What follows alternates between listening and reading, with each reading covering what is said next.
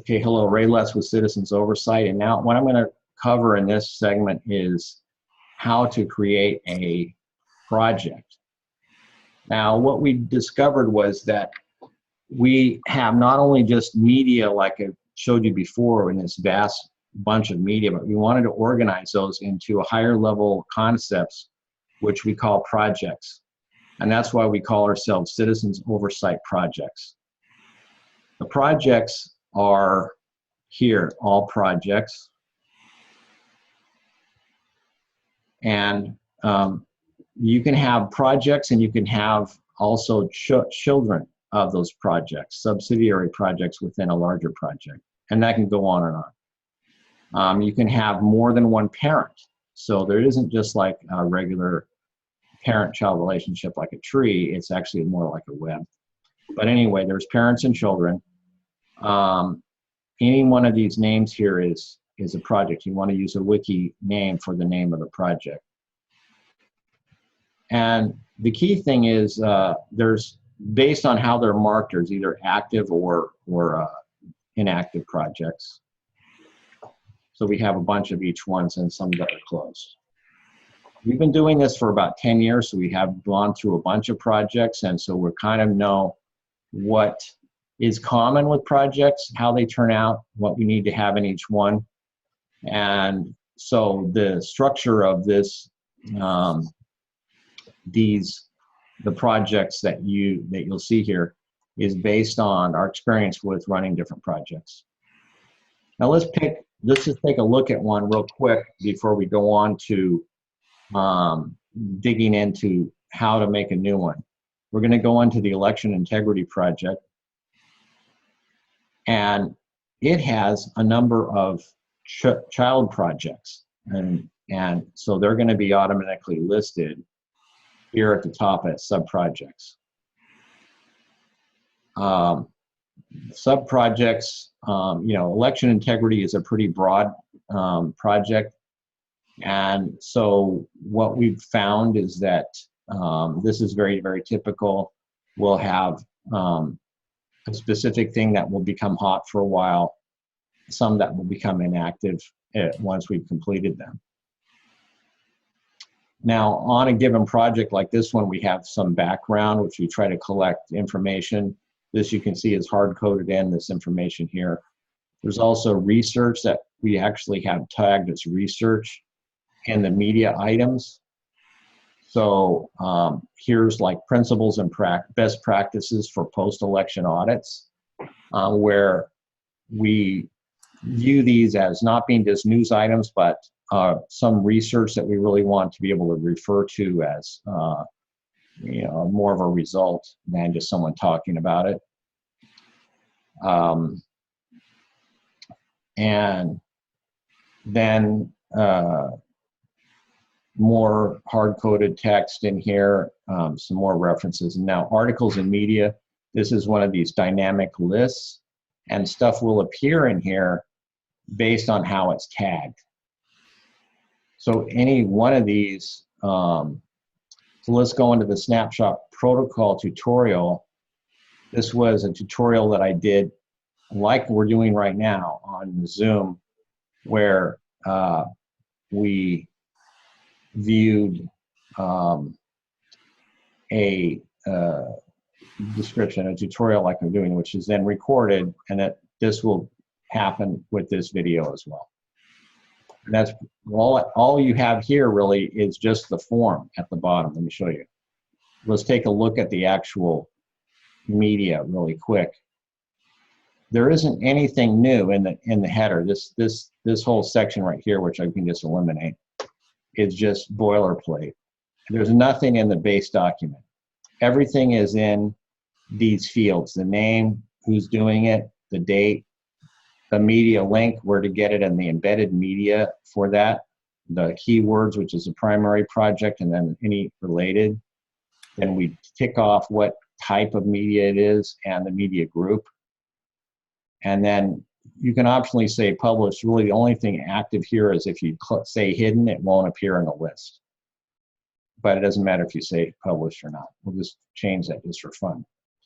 And let me show you something before we get off this that I didn't mention before that's kind of important.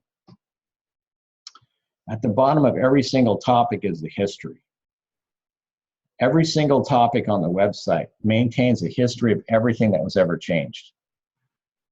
And we can see that between version 2 and 3, there was some change here, and we can look at the differences, or we can go back to the original version. If we look at the differences, we notice that I changed that it was published. That was a change there. It's actually works best if you're talking about stuff not in the form but in the base document. But it's an important thing to realize is that the key thing here, and the important part here that you don't get on other platforms, is that this Copswiki platform keeps every single change, and it actually provides the differences between every historical change that's ever been done. Sometimes that's a problem because we want to actually get rid of the history and make it secret or something, and so then you have to go back in and eliminate them. So what we're going to do is we're going to add a new project so you can see how it goes. I'm clicking add, and that's going to say add project up here. Basically, we're going to call this one, just for fun, easy voting.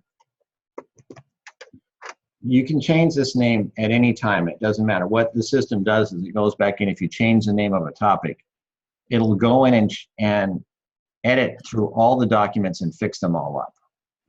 So it's not hard to do, but what you don't want to do is change them if you get people actually referring into it or linking into your site, because then they won't be able to find it. It gives you this, we're going to go back to the wiki text mode. It gives you the standard form for it, and you may or may not have anything here yet. So there isn't any sub-projects. You can, not include that. See where it says child project list. We don't have any child projects yet. So I'm just gonna include that in the comment section so it doesn't show up. There's latest news background, any images which are automatically shown in that little gallery with this thing here.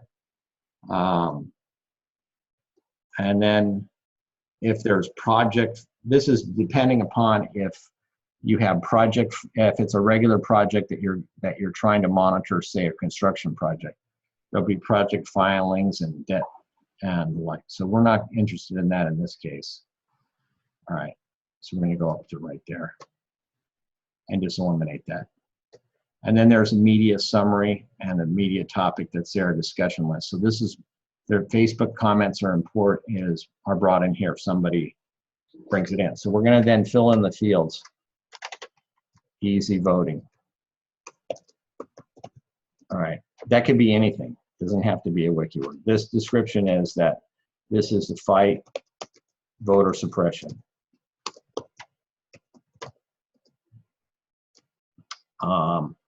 I guess we'll put me in here since I'm typing it in, but we're going to have Susan Schneider as the curator.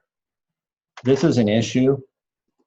It's an issue, it's not a specific government entity, which would be government oversight, like if it was a city council that you're watching.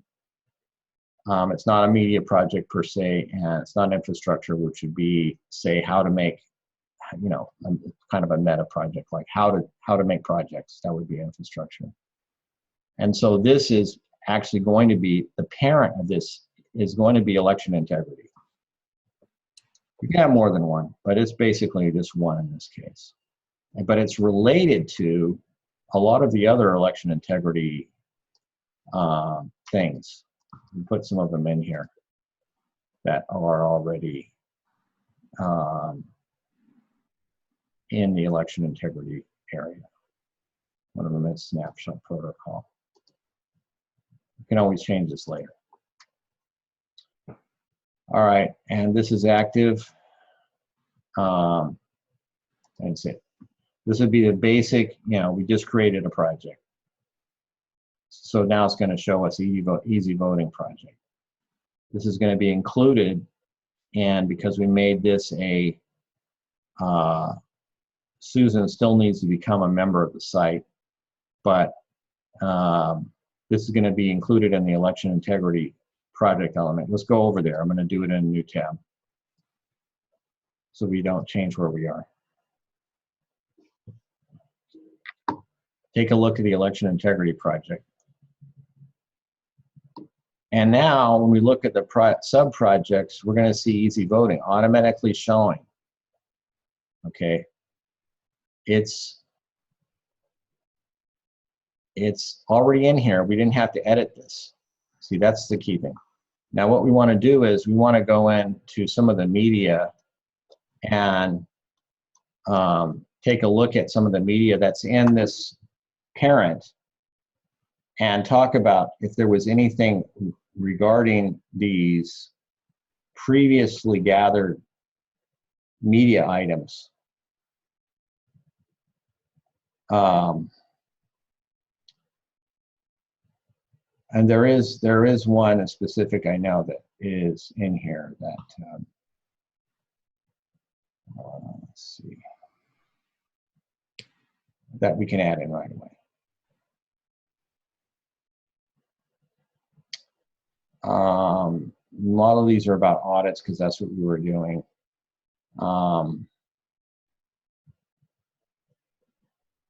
So let's see. I'm just reading through these to find the one that's has to do with voter suppression. Let's see. This stuff, we had a lot of stuff going on in this last election.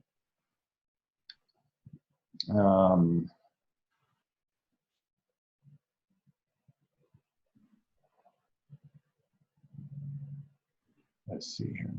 2-vote margin, 15 rejected ballots. Okay, this was the Chula Vista,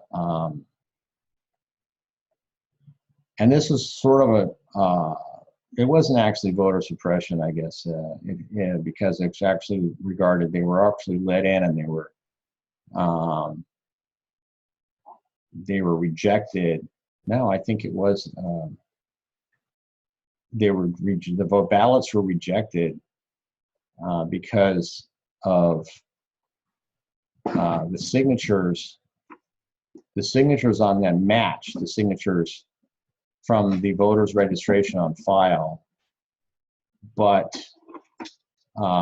they were still rejected because I believe the addresses were not perfectly matched, and they were supposedly not supposed to do the rejection like that. Well, let's take this as an example of a article that we want to link in, and so this is an example. Now, in this list here, oh yeah, we forgot one thing. When we create a new project, we have to go over and make sure the keywords are set up. I wish this was easier, but it's not. Up here, you can jump to a specific known wiki word, like keyword list. Here's all the keywords. Now, these can be either manually generated, or we have also automatically generated. But what we found is that we didn't want to necessarily include all of them.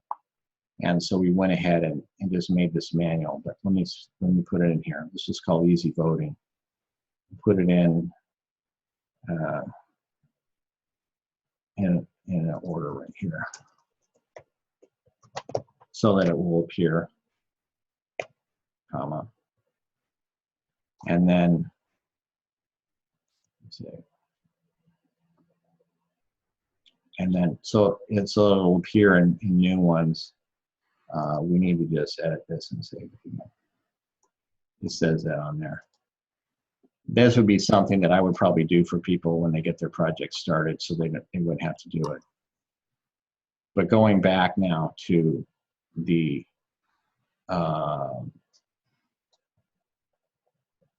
let's see, this easy voting.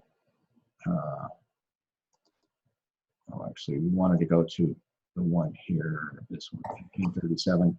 So this, we want to modify the tagging on this. This would be something that you would do. So the keywords, you want to add easy voting to it. And it's not in the list. It's in this list. Let's see. Let's think of why it's not in there. It's supposed to show up. Anyway, we're supposed to be able to tag it. That's what I'm supposed to demonstrate here. Of course, it doesn't work when I want it. There it is. Easy voting. But I want to keep it an election integrity, so I don't want to get rid of, so we're going to cancel because I did the wrong thing. What you want to do is you want to edit it, but not change what's there. This is related to election integrity, to be sure. So I'm going to do, you can't see me do this, but I'm doing a control click. So I get all the things that are there already are staying the same. And then save. Okay, so then this is for taking a currently like saved media item that we have. This is already submitted, this media item. Generally, if you have an article like this, it's already formatted somewhere. This can be just pasted in. And here's actually the You're going to love this. Audio. Just love it. So if there's this is has an attachment which is audio. The broadcast audio. And let's take a look at, so we know what's going on, what the actual article looks like. Here's the pasted in article, and then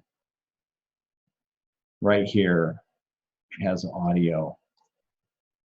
And you kind of have to know how to do that. You can see it's not as simple as, say, using Facebook.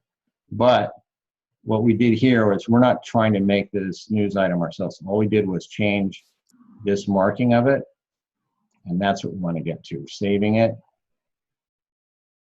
And now, notice it's also in the Easy Voting project.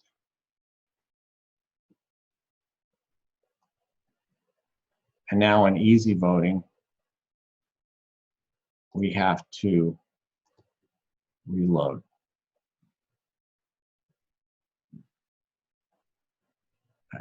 I don't understand why. It's supposed to, of course, it's supposed to appear right there, and it's not. Let's see if I can get it to show up by just editing and saving. It's supposed to show up automatically.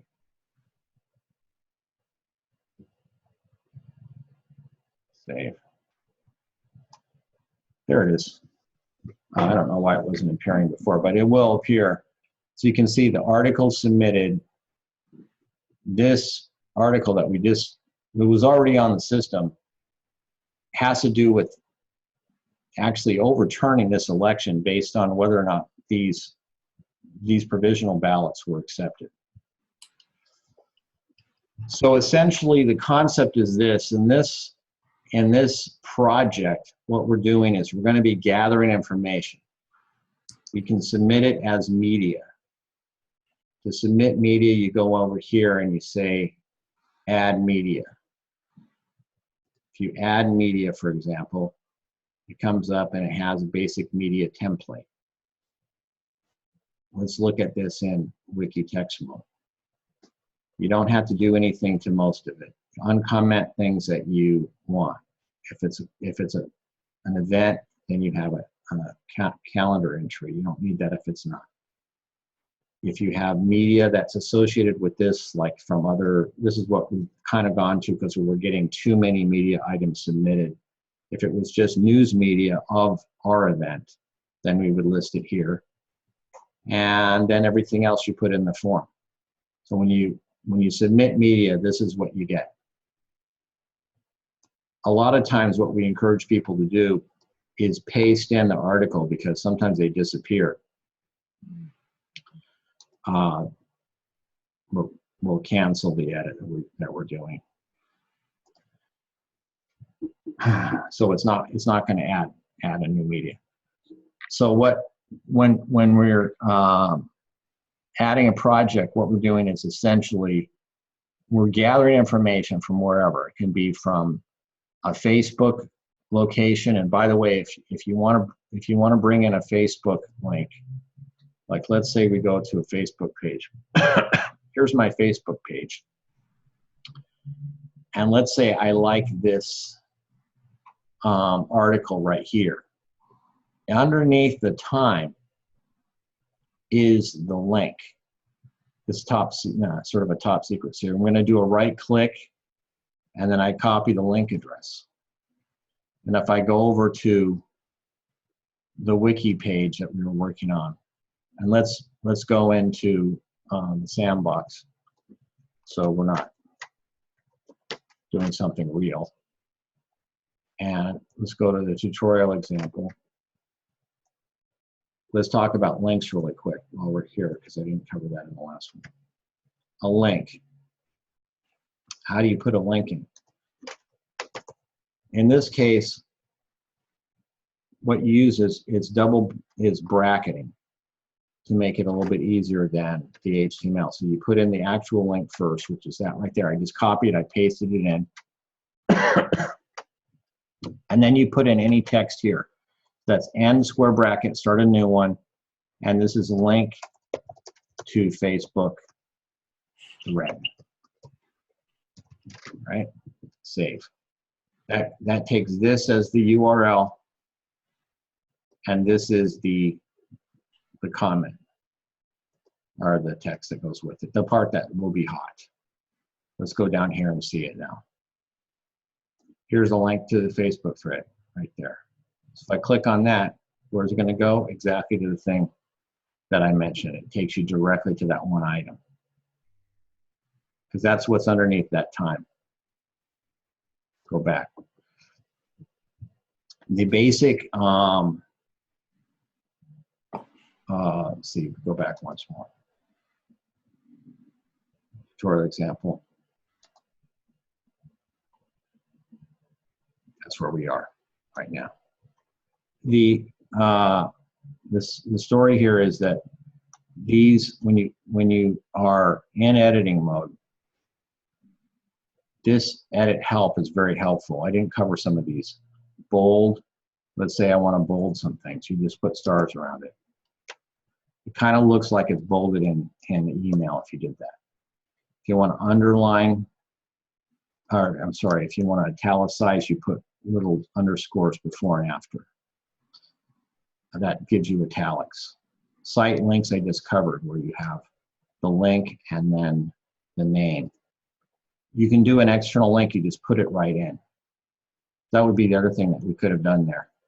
Let's take that link, instead of putting it like I did, just take it and paste the baby right in there. If you have a whole bunch of links, you just want to remember what they are, just paste them in and say remark about this link. What I usually use very commonly is a bullet point. So if you had a whole bunch of links, you just want to remember what they are and have a comment about each one, that's a really good way to do it. Save, just to show you what that looks like. See, here's where we had here's the whole length, this is just fine. And here's a remark, and it takes me to the same place. Let's go back to that. I'm going to cover, make sure I cover everything. External link, you just put it in. Monospace, you just put same idea, but you just put equals around it. And paragraphs, you put the blank line in between. If you don't put the blank line like this 1, 2, 3 right here, let's eliminate some of these blank lines as an example. Sorry. Take a drink of water. See, it doesn't make them separate paragraphs. So you have to have that line in between. There's some exceptions. You should also note that I put in the bold and the italics in here with the underscores. That gives you a little bit of formatting capability.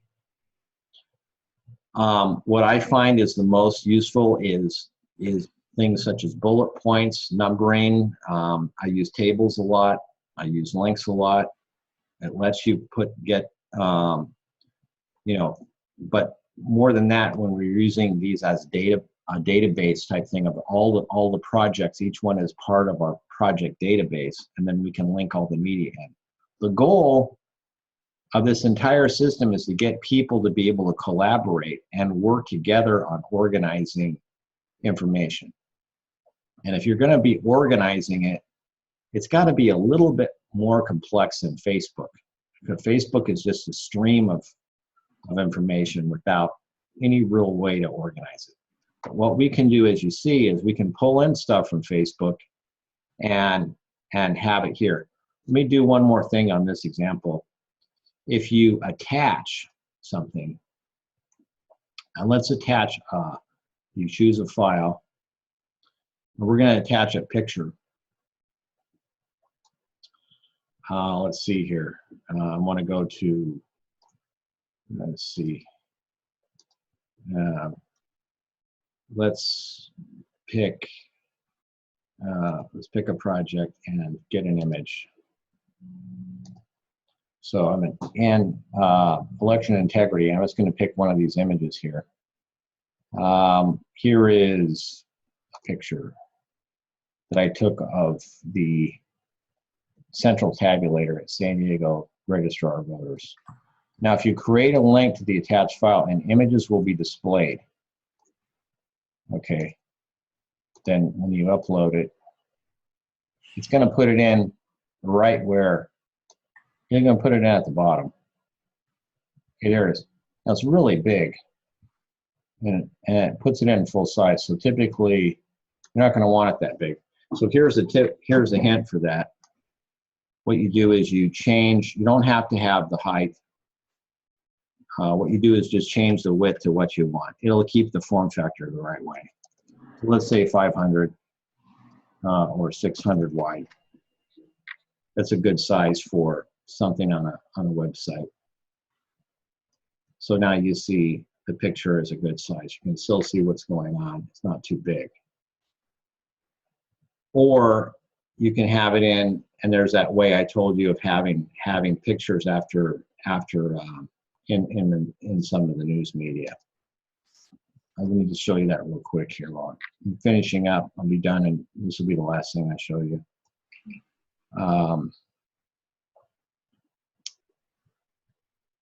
So let's say I did have some pictures here after the Encinitas event, Oceanside.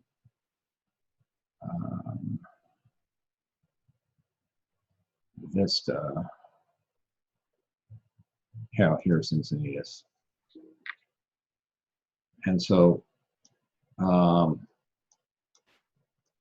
that isn't, I want to see.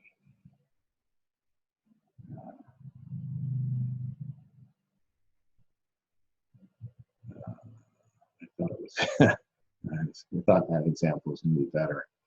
I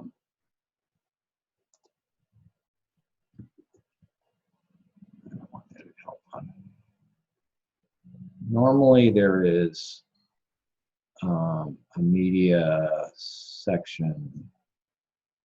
It's not in this one. Okay. But again, here they're a little bit too big. You know, you can put in the width. I won't spend time doing that with you on the line. But I don't know where it is offhand, but there's automatically, if you don't delete it, when you start a new project, it will have a media, sort of a slideshow of pictures in the middle of it. But these were pictures that were donated from people. I didn't take them, obviously, of what happened at the event. That you know, was a place to pull this all together into one place so that we have it all collected. You could do this on other things, but it's hard to collect it onto one page. You usually have photos and then albums, and you can't really put it together. But it'd be easy enough for us to have a link to a place where the photos are. Sometimes we get that. I know a good one. Wait. Let me just do one more. Let's see. It was the April 14th event. Let's go back to no nuke dump. Stop nuke dump. And I'll show you on this April 14th. I think it's going to show you all the components. You got to go down to the media. April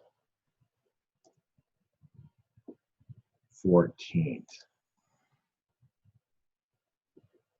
So we have the rally, the video of the rally at the top. Also media that was published in, say, Google Photos, Union Tribune, KUSI News, had a lot of different media from different news organizations that covered the event. And then I thought we also had pictures. Let's see. Media forum.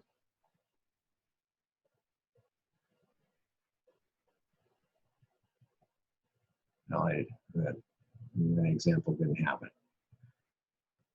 Okay, well that'll be basically good enough. So this is kind of, we've been tending toward this now in terms of events. What we do is we first have a first version of the event, and then after the event we add in all the media for what happened and the coverage.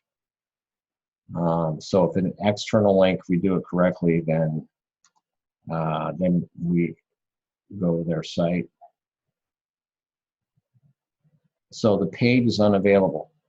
This happens a lot where we may have had coverage of an event and then it is eliminated from their website. And that we try to guard against by capturing the information on the page. So if we have a media item, if we actually made a media item for this, we would capture, say if it was an article, we would actually copy and paste the article in so they can't delete it out of our hands. That's another good reason why just collecting links is not enough. Okay, now what I want to do is if there's any questions, maybe we can spend 5 minutes on questions. Susan, do you have any questions? I do. However, I don't know how much time this will take. So, I mean, one is like, how do I log on or get as a member or whatever it is? Let me answer that really quick. I'll send you this information, but other people may want to know. There's a place called Basic Instructions. I'll send this to you so you have it. This tells you how to log on and do that. Okay. All right, now what's your next question? I think I know the answer, but when, let's say I post something and Carissa posts something, it's going to segregate those based on the name that's put in when you see that chart. Is that not correct? So in other words, two people can't have postings on the same page like we're looking at, or can they? No, that's what it's designed, is that people can like, if you look at the history of this page, for example, you're going to see who edited the page last. Turns out on this page it was just me. But if there was more than one person working on a page, you can work on the page, but it's not gonna allow you to work on it at the same time. Right, you said an hour between. It's an hour, and then but you can, when you're working on it, you can sort of free it up. You can, when you're editing it, like let's go into edit mode. And then down here at the bottom, you can save and continue. If you quiet save, it doesn't make a new version. Okay, just no new version, no one will know. I see. If you save and continue, you're gonna still be editing, but it puts a new version out on the web. So I see. And then preview just lets you see what you might be putting out there. Generally, like, it's pretty handy if we're working on say a list of tasks or something.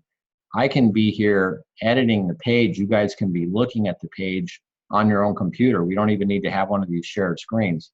You will see it update.